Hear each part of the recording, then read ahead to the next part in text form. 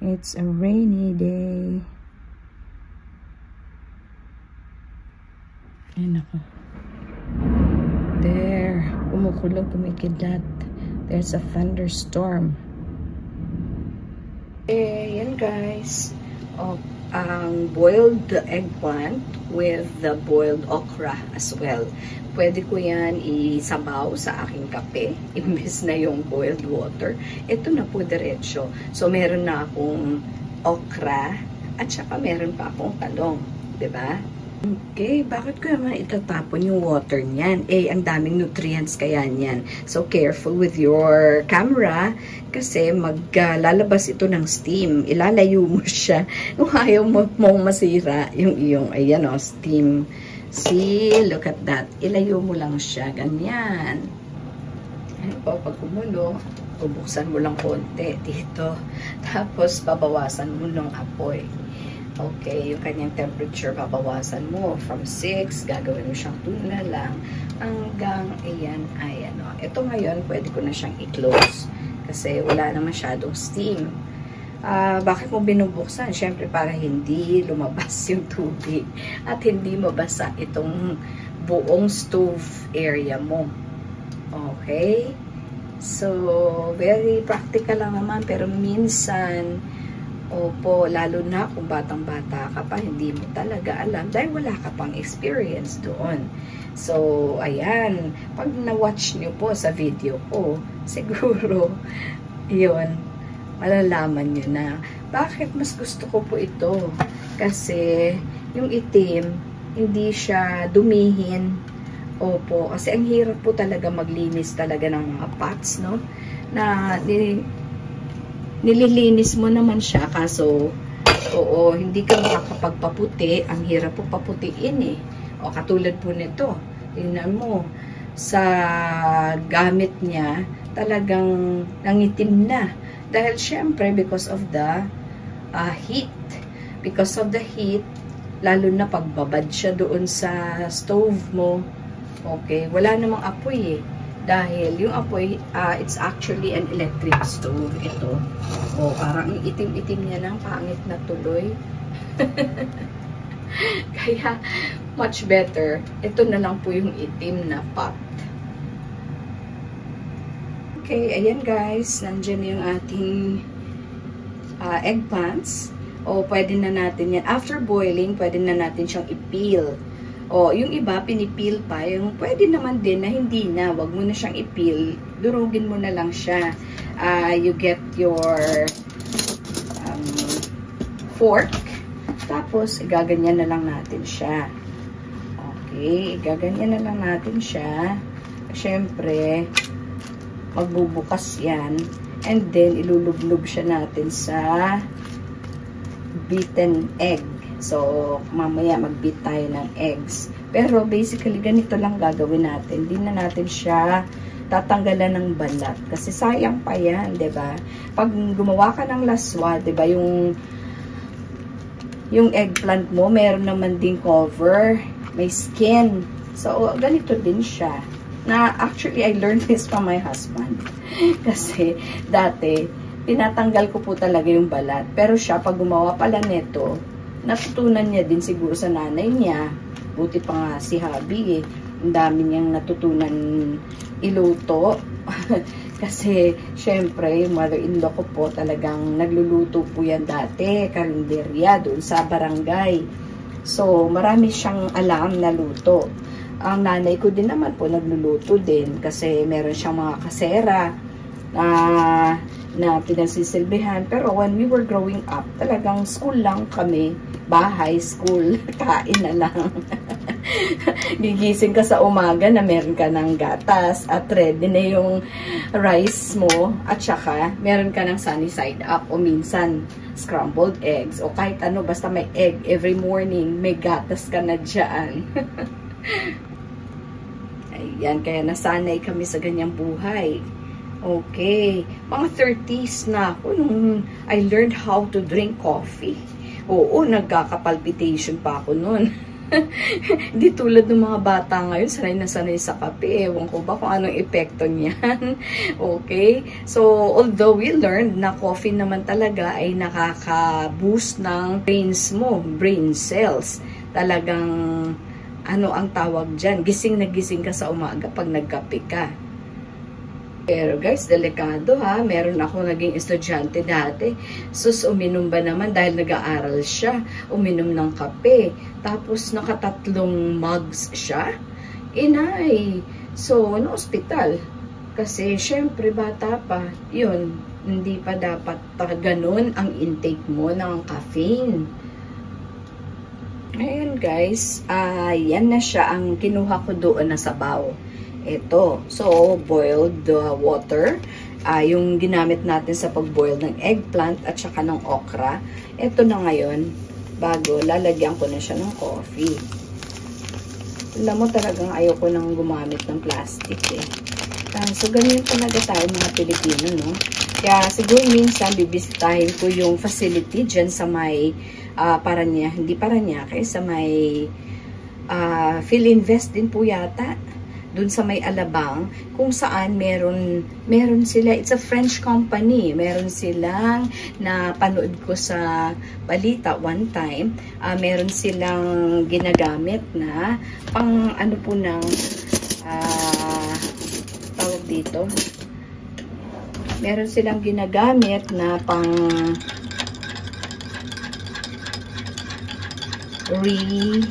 hindi reuse, recycle, and repurpose. To repurpose all the plastics. Repurpose yung mga plastic na imbis ito basa lang eh, yung coming from oil. This one is also plastic. This one is also plastic. Ang dami talaga nating plastic. And of course, the sachet, coffee sachets. Dati gumamit din naman ako ng coffee na nasa bottle. Pero afterwards, ubos din naman yung bottle. Okay. So, kaya, iyon. Balik na naman sa sachet. Pero, kailangan talaga natin i-repurpose ang ating mga sachet, lahat ng mga plastic na yan, para hindi mag-clog sa mga estero. Yan ang problema ng Manila, di po ba? At kahit saang lugar, ganyan din naman kahit na pagka binabaha, the reason is because may mga plastic materials na nakaklog at besides, ang problema po doon, yung water system natin at mismo yung air na merong mga microplastics na pag pumunta sa ating katawan, ang sabi daw po ay talagang cancerous, cancer-causing siya. Okay guys, ang sarap talaga ng coffee na galing dun sa sabaw ng okra at saka talong. No? So, additional nutrients, ito po ang tinatawag natin na special coffee na Simply Jane. Ayan po, ganyan. Gayahin niyo lang po kung gusto niyo. So, right now, ang gagawin po natin is we'll beat some eggs na.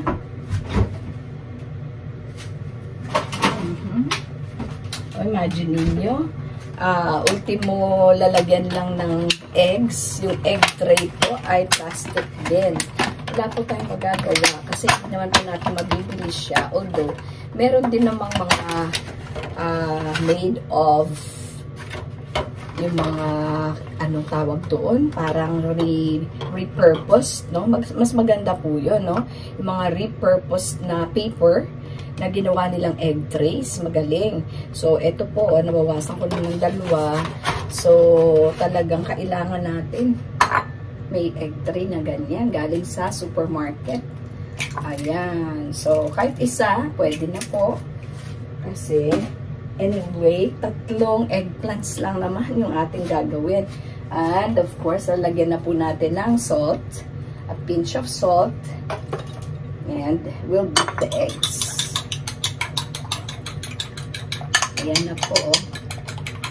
Beat na natin siya. And, eto na. We'll dip each one of these inside. Okay, dito sa ating beaten eggs. Alright. Tapos, lalagay dito. Yung isa naman, Ganyan lang, ilublob lang siya. Alam na alam niyo pong gumawa ng tortang talong, di ba? O, nutritious na yan, syempre. Ayan, may eggs. O, tapos, besides, nagamit pa natin yung ating sabaw dun sa ating, baliktad-baliktarin mo siya. At yung remaining, syempre, dito mo rin siya ilalagay. O, mamaya, we will try to fry. Okay, fry na natin siya doon sa ating umitim at nangitim na nangitim na frying pan. Ito, dito. So, anyway, yung ating rice ay almost done na. So, lilipat na natin siya sa kabila. And then, ito na, para isang plate lang ginagamit natin halos para makatipid din po tayo sa ating kuryente. Mahal, lahat po ay mahal na, di po ba? So, ayan, mga tipid tips lang dito sa Simply Jane's Kitchen. Okay, lagyan na natin siya ng oil. Konting oil.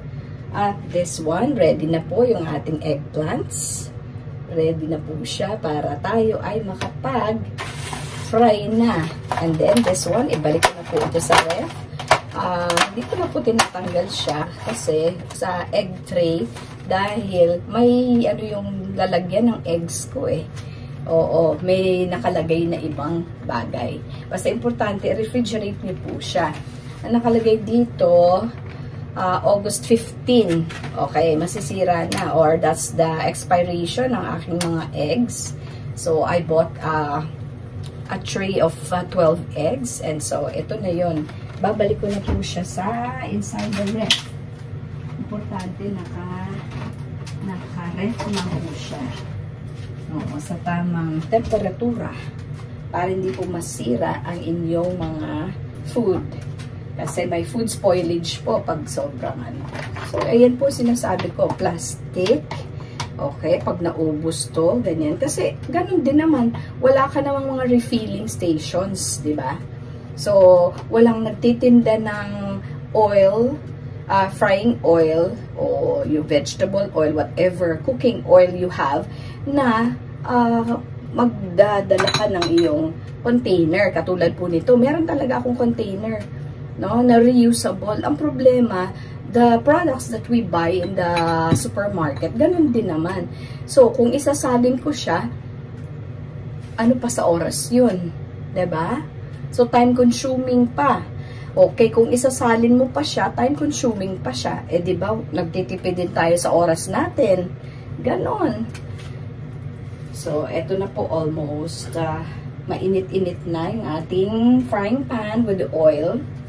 Bago natin ilagay yung ating eggplant. So, syempre, ganon. Ito, pwede mong ilagay yung other, pero hindi na kailangan kasi cook na yun siya. Yung rice natin. So, actually kasi, gumamit kami ng rice cooker. Siguro sira na siya. Kaya, ang tagal, inaabot po ng 2 hours. So, mas lalong ay matagal. Ito, when you cook your rice dito sa kaldero, maliit na lang naman na kaldero, mabilis lang siya. Wala pang 30 minutes, 20 minutes, done na. Okay? So, ito siya. Ilalapit lang natin konti. Ayan po.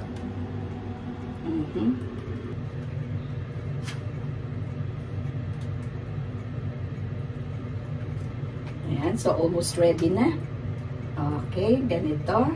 Lalagay natin siya. Okay. Ayan. Alright.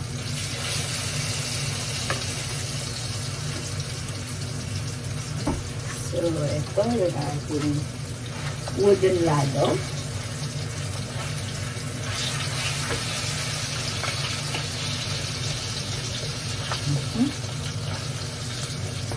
Guys, actually, pwede siyang lagyan ng a little pepper, yung black pepper mo. Meron ako dito ganito, ayan o. So, pwede mong para may konting pepper. Lagyan ko din dito. Ayan, konti lang. Para may twist ang lasa.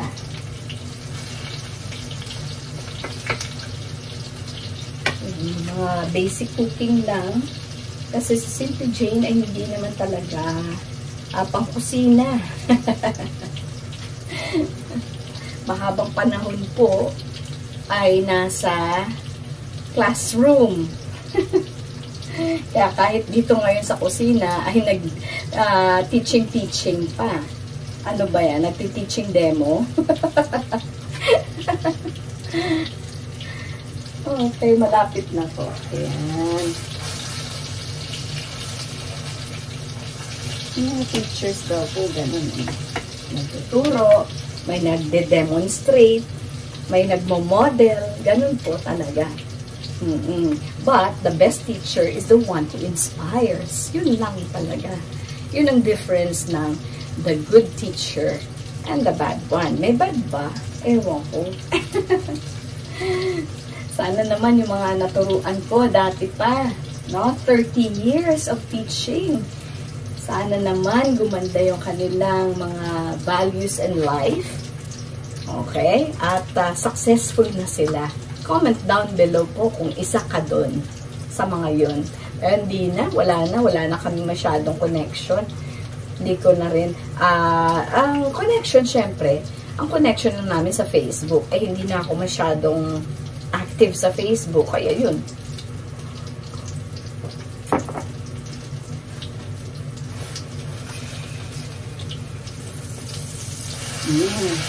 Ayan, sarap po.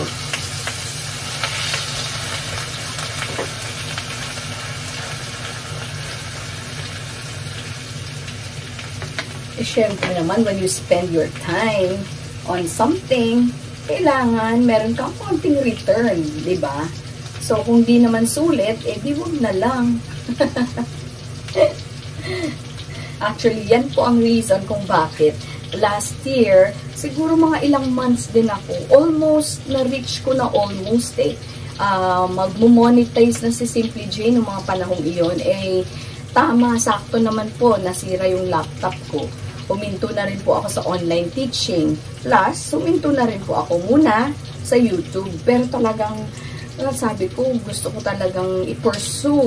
So, binalikan ko siya. Pero, at besides, nung time na yun talagang kailangan ko na talaga ng income. So, at yung, ang hirap, naglipat kami ng bahay. So, walang saktong address na pwede mong ilagay talaga.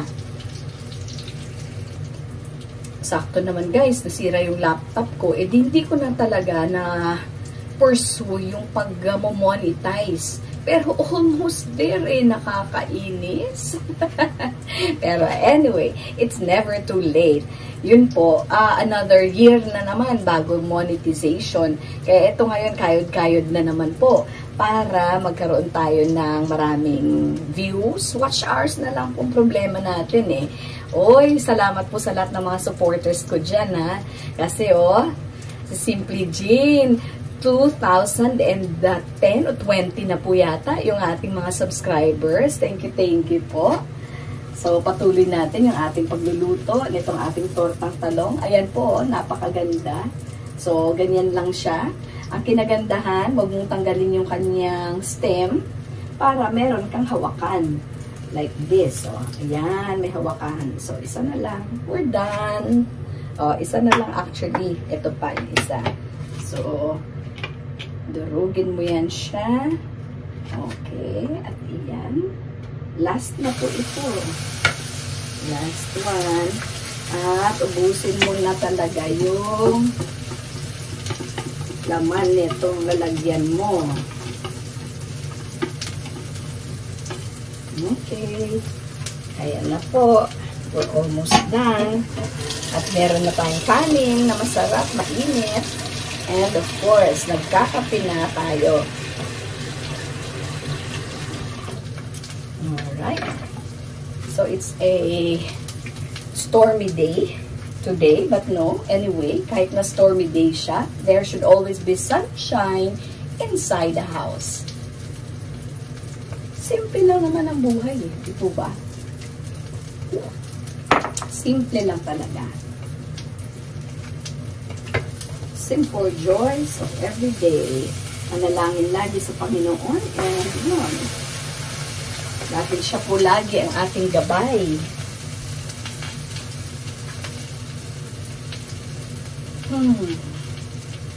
Okay. Ayan, lalagyan natin siya. Okay, ganun na siya. Almost done na yan. Masarap na tortang talong. Masarap na buhay. We're living the life, kumbaga, no? Yes. Bakit ba? Bakit hindi pwede? Diba? Ayan, almost done. Konti pa. I can turn off this stove para yung init lang siya ng stove, yung plate. Kasi syempre, plate lang siya, no? Electric plates. So, yun na lang ang magpa-finalize ng ating nilulutong tortang talong. At ibabalik natin yung ating rice dito para di sayang yung kanyang init doon sa mga plates na yon. So, konting tipid tips. Ganon. Hindi naman kailangan lutong-luto siya bago mo siya patayin. Alright. So, may hood naman ito na nagsa-suction po. Okay, papakita ko po sa inyo. May hood tayo dyan na nagsa-suction ng init, usok, papunta doon sa chimenea. Okay, sa taas. Pero of course, every now and then, lilinisin po natin to kasi it will accumulate all the oil, yung mga splash of oil. No, syempre yung oil, pag nagluluto ka, lalo na pag bangus o mga isda, nag-i-splash po talaga ang oil. So, napupunta po yung iba dito sa wall. Maganda nga itong backsplash namin. Mabilis lang pong linisin yung backsplash. Mabilis lang pong linisin. Okay. Alright, ito. Ito po siya. Ayan. Okay. Ayun na siya, oh. Wow. Diba? Okay, ayan, meron tayong natira na iwan. Masarap yan. Masarap kainin iyan.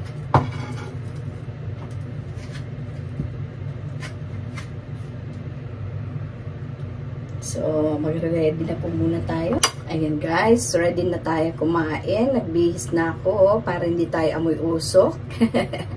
Eto, let's try doing our tomato. Yes, i-demo para may konting decoration ang ating eggplants. Yung tortang talong po natin.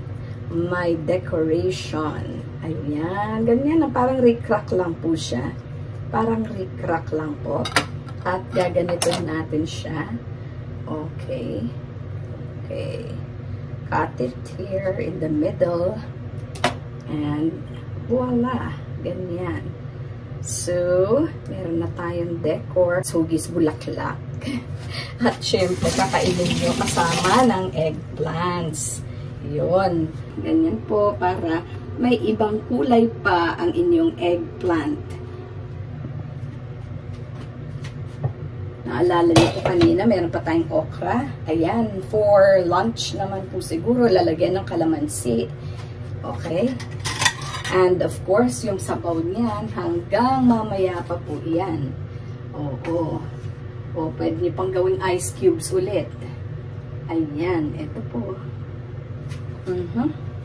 Ayan, anuhan mo lang ng asin at lagyan mo ng konting toyo. Okay, pwedeng para lalong sumarap siya. O kalamansi, pwede rin po, diba? So, fresh. Walang preservatives, pero talagang masustansya siya. Ready na natin yung rice. Okay, i-ready na natin yung rice. Ayan na po. So, maglagay lang ng konti, diba? Minsan tinatakal yan. Okay? Para hindi ka ma-over sa rice mo. Carbs, kailangan natin yung carbohydrates to make us go. We need our protein and calcium and all those nutrients to make us grow. And of course, we need our glow foods as well. Ano po yung mga glow foods natin? Mga vitamins and minerals, syempre. That's to make us glow. Okay, ready na natin yung ating rice. At itakal na siya. Why not?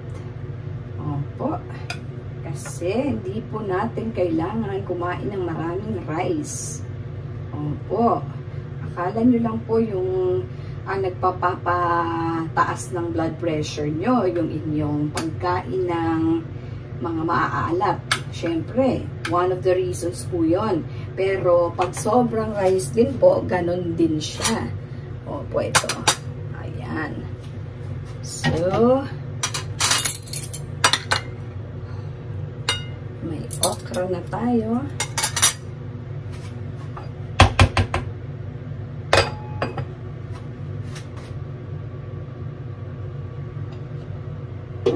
Cover natin yan. I-off na natin to. Maghiwa na tayo guys ng 3 kalamansi. O kahit 2 lang. Ayan po.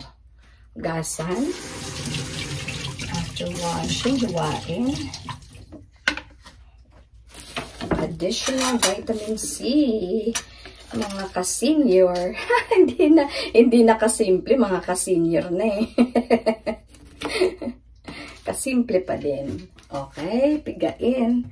Okay, pigaan natin siya. Ito, pigaan natin yung okra na yan. Pigain. Okay, ayan. The right word is pigaan. Mother tongue. Pigaan natin ng kalamansi ang ating okra. Tanggalin ang mga buto. Para ma-enjoy nyo po. Ayan. Okay. Isa pa. Okay. Masarap yung maasim. May asim pa. Okay. Oh, ayan si Cloud yun eh. Si Cloud eh, nanghihingi na rin ng pagkain. Kanina pa kumain na yun eh. Yung bagong cat food niya kasi. Parang ang sarap. May nakalagay pa po doon, no? Oh, yan. Wait lang. Okay, sandali po. Ano yan, Cloud? Yan, naririnig niya siya. Uy, nahulog. Okay, ito na siya. Ito na yung cat food mo na this is the taste your cat will crave. Oh, grabe. Pati yung cat pala may cravings. Oh, ito na. Oh, yun na. Okay, eat na. Enjoy your breakfast, Cloud. Ayan. Diba yung bagong binili natin kahapon? Ay, nako. Napapagastos tuloy si mama. Kasi, syempre, kailangan healthy din yung ating apo na lang, apo. Wala na kasing apo eh. Wala pa. Okay, lagyan ng konting soy sauce. Konti lang. Yan, okay na po yun. Para hindi masyadong maalat. Pero tasty. Yummy. Delicious. Ayan. Ayan po. Thank you, Lord. So, kain na tayo. Kain na po tayo. Okay. Let's eat. May natutulog pa. Huwag tayong magingay.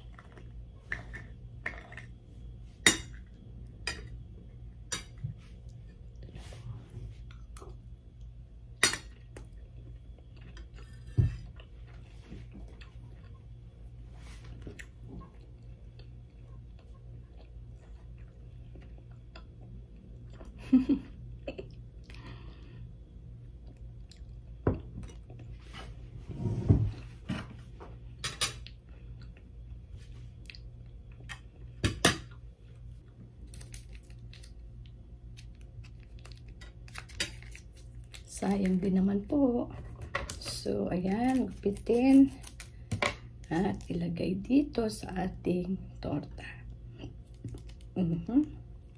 Maanghang yan kasi yung isa hot sauce eh.